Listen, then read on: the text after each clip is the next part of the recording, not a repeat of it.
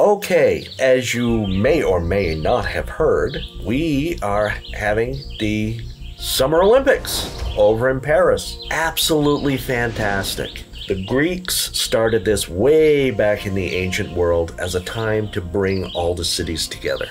During the Olympic Games, you couldn't go to war, couldn't be any fighting.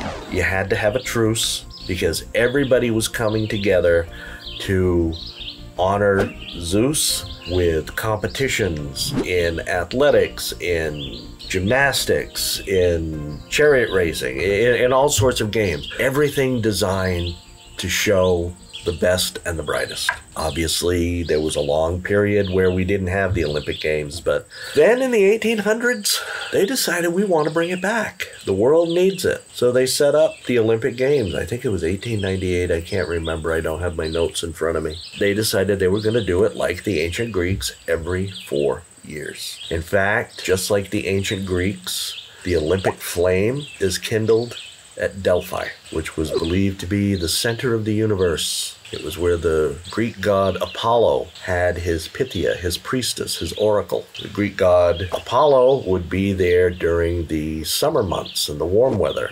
During the winter months, he was believed to go visit his friends, the Hyperboreans, way on the other side of the north wind, and his place was taken by Dionysus, the Greek god of wine and resurrection and inspiration and so on. Well, right now in Paris, we are having the Summer Olympics, and this is a time when the best of every country come together to compete, to see who is the best of the best. And unfortunately, we don't have some of the old traditions of all fighting has to cease.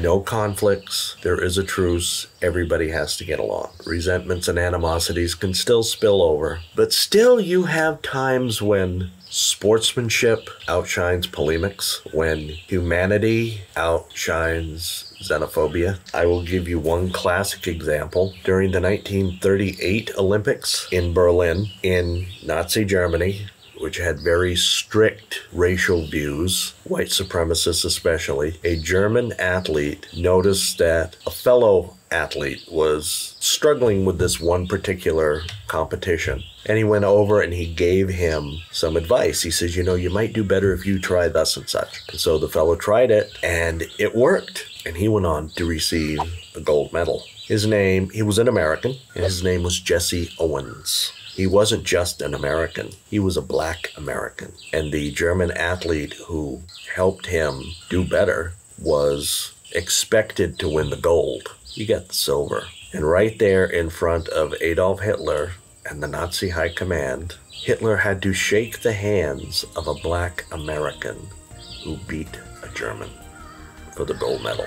And you want to know something? The German never felt that he had lost anything because he helped a fellow athlete and a fellow human being be the best they could be. If we're going to pick anything up from coming together over a good sporting event, coming together over a good book, let's come together in a way that will help someone be the best that they can be.